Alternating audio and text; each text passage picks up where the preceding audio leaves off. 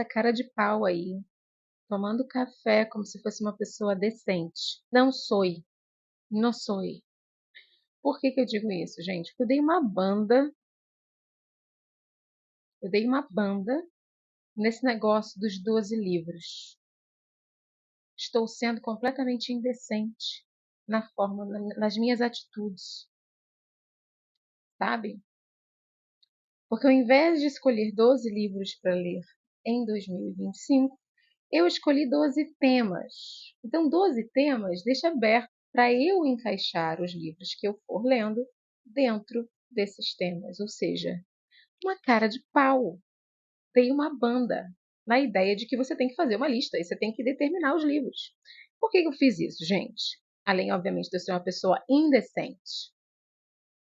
Eu não me dou muito bem com listas e eu já comentei isso aqui no canal. Pessoa que se eu disser assim, olha, você tem que ler este livro este mês. Uma parte de mim vai dizer, vamos fazer qualquer coisa, menos ler esse livro.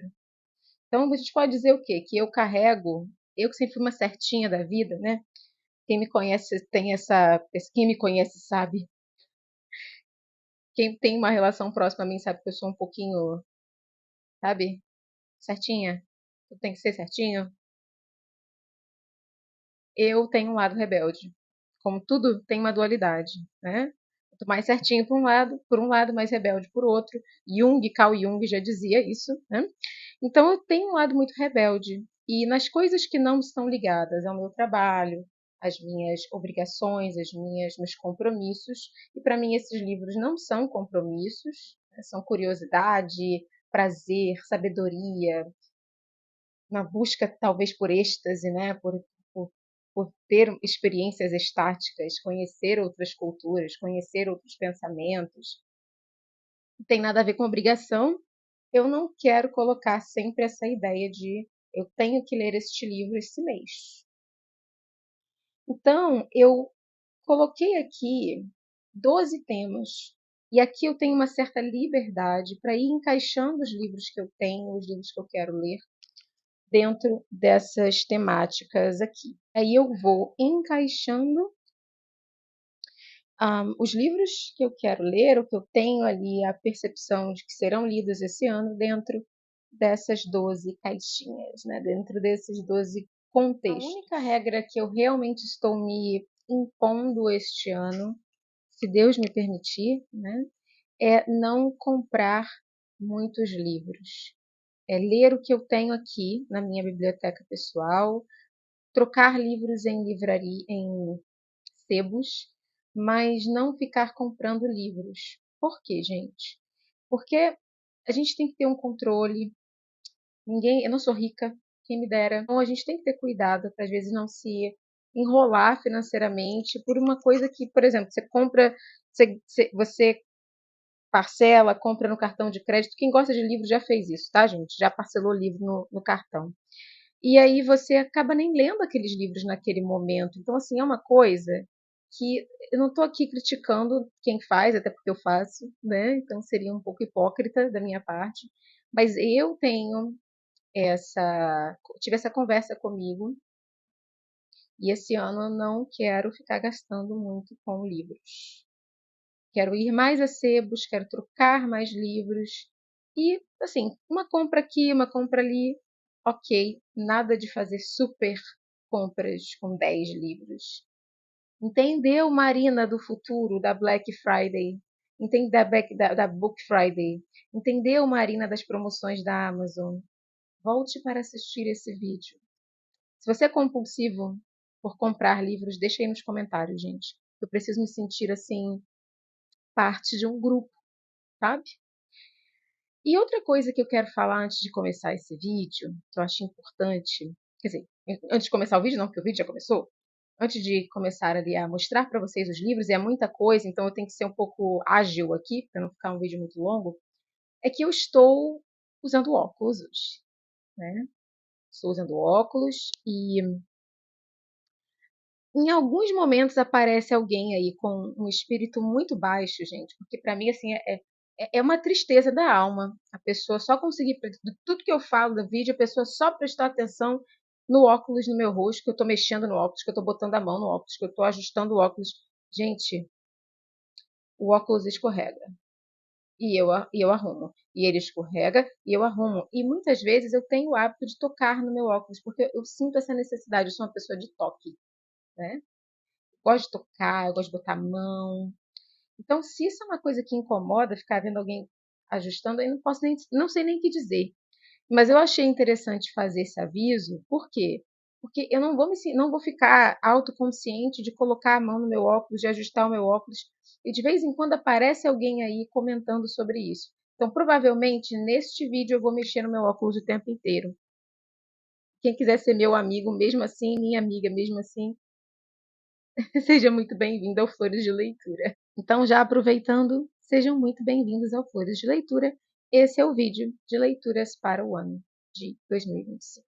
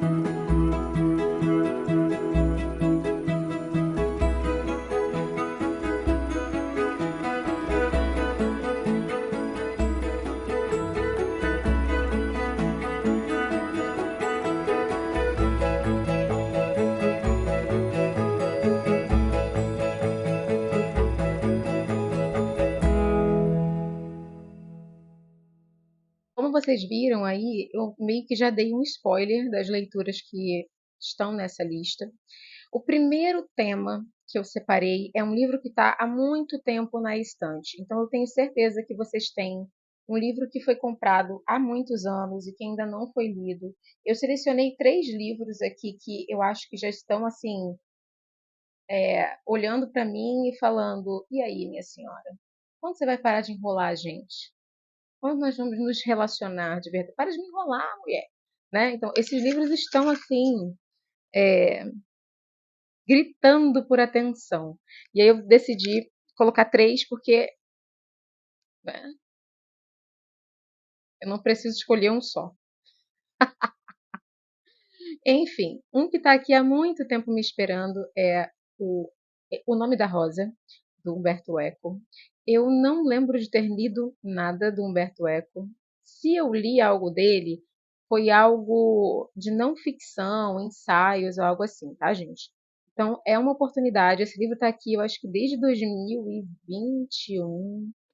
Outro livro para o tema que está há muito tempo ali, está esperando ser lido há muito tempo, é Os Trabalhadores do Mar, do Victor Hugo, ou Victor Hugo, para os meus amigos aí que fazem francês, que leem francês, estou falando certo?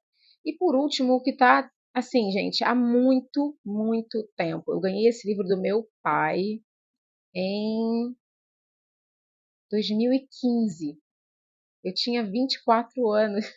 Ai, gente, O Adolescente, do Dostoiévski.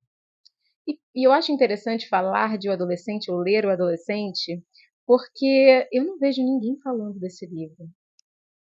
Vocês veem? Tem muitos vídeos sobre o adolescente? Eu nunca vi.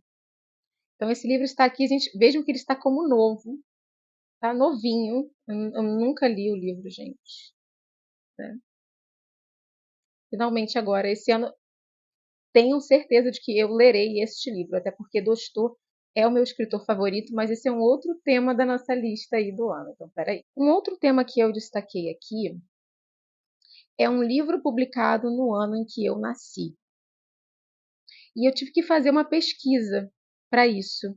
Foi muito legal ver o que estava acontecendo na literatura enquanto eu estava, né, ainda mamando no seio de minha mãe, né, chorando e dando trabalho, precisando de fralda. Na minha época, minha mãe sempre destaca que as fraldas eram de pano, e já ouviu isso 50 vezes da mãe.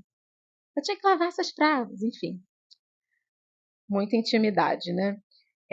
Mas eu fiquei numa situação difícil, gente, porque não teve tantos acontecimentos literários incríveis em 1991.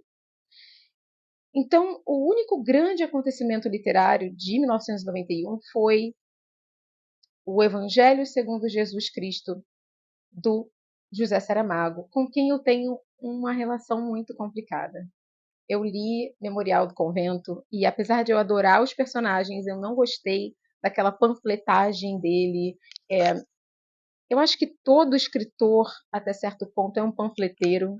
Por isso que eu não acho que dá para você criticar um livro só por panfletagem. Ah, eu não gostei desse livro porque é uma panfletagem. Não, todo livro panfleta alguma coisa pra gente, tá? A gente tem que saber disso.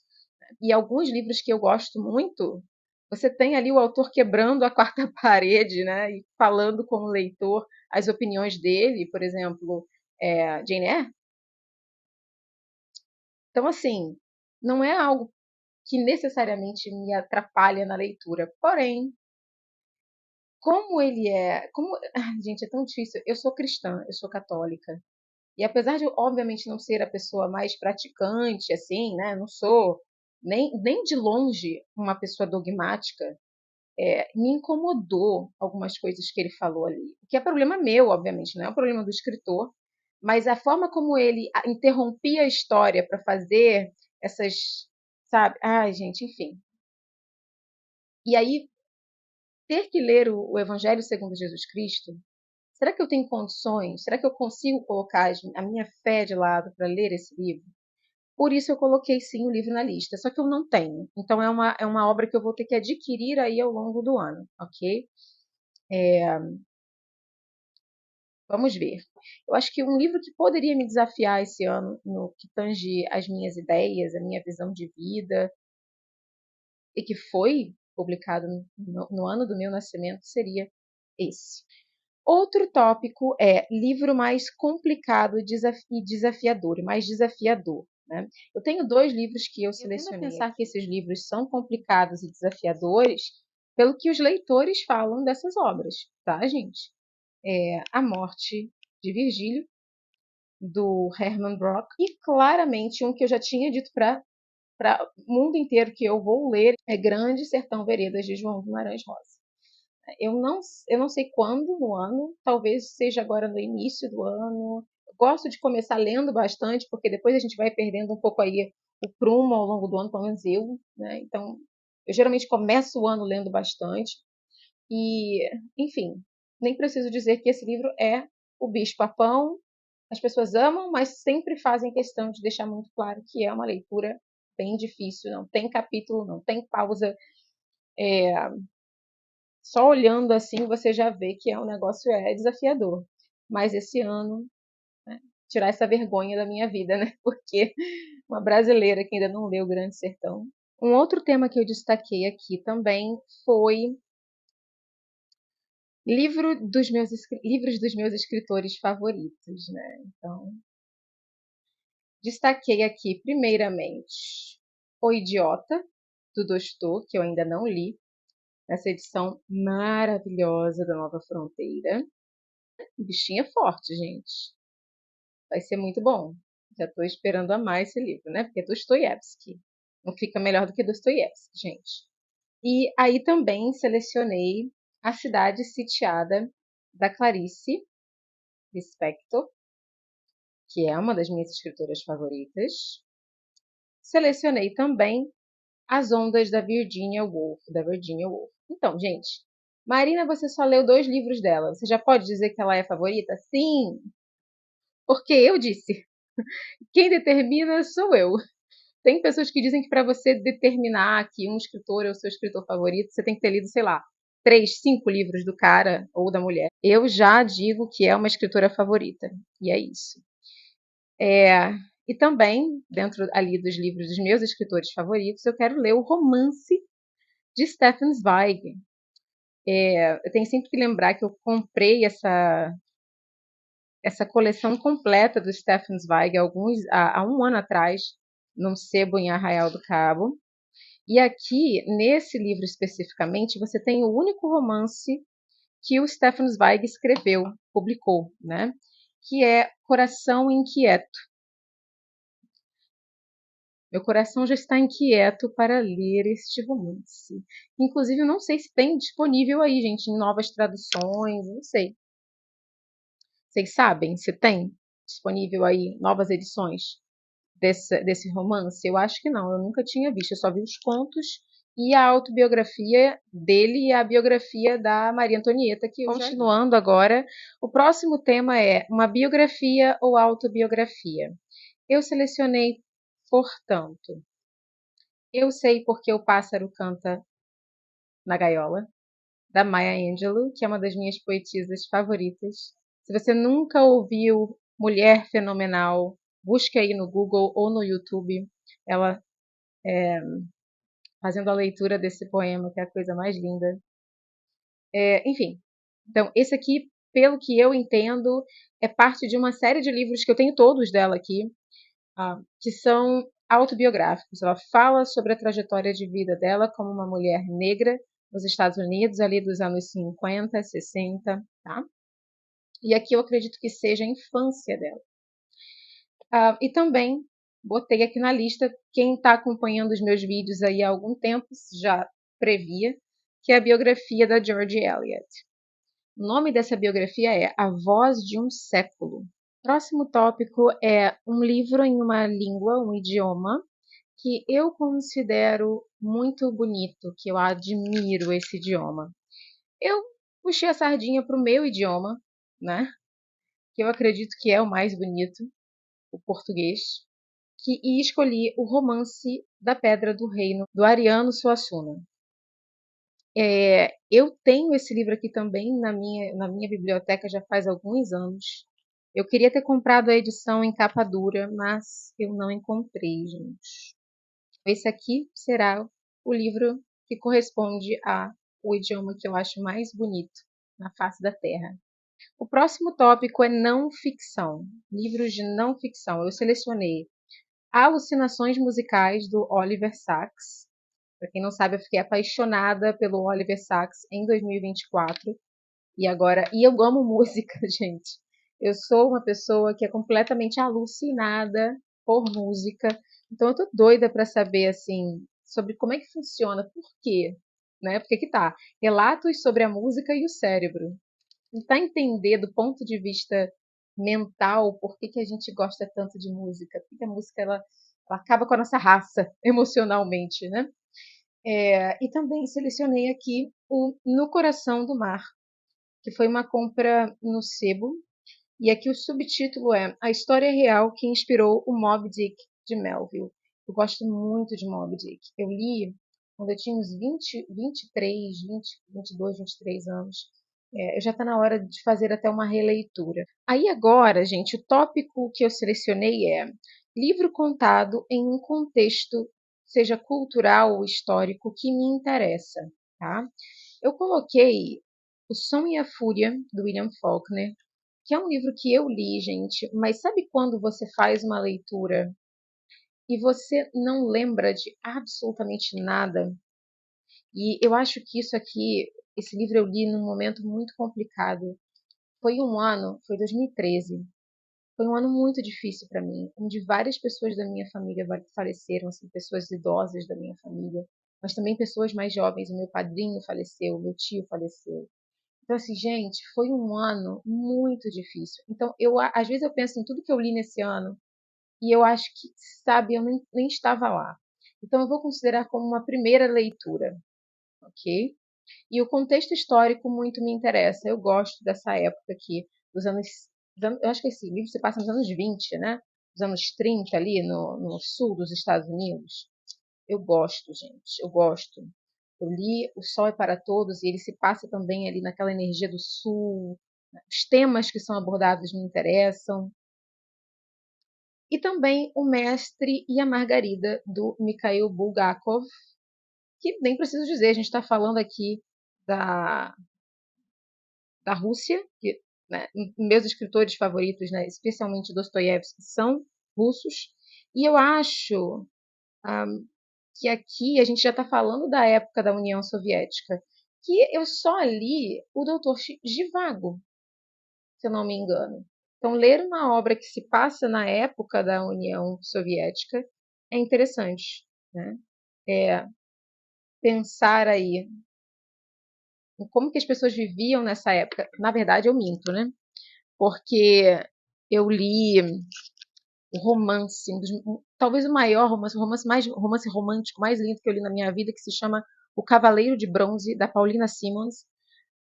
E esse livro se passa durante a período da União Soviética, se passa ali na Segunda Guerra Mundial, então você tem toda aquela treta também da invasão de Hitler à Rússia, enfim.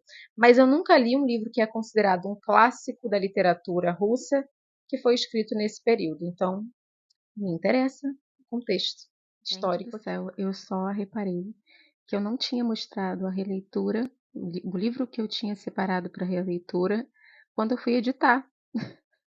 Então aqui estamos para retificar isso, né? Eu escolhi para releitura Guerra e Paz. A primeira vez que eu li Guerra e Paz, que foi há uns anos atrás, eu acho que, sei lá, gente, eu não lembro mais.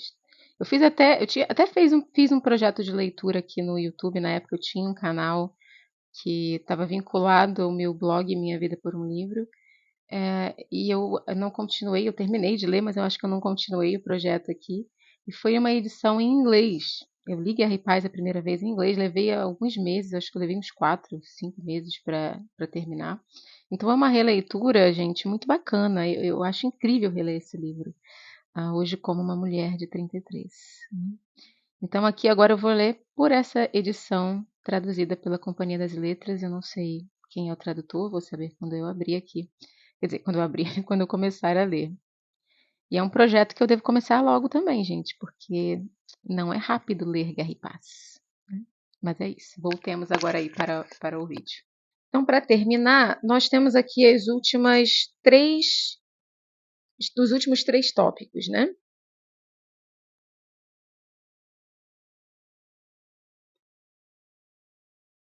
Um livro que me intriga. Eu escolhi A República dos Sonhos, da Nélida Pinhon.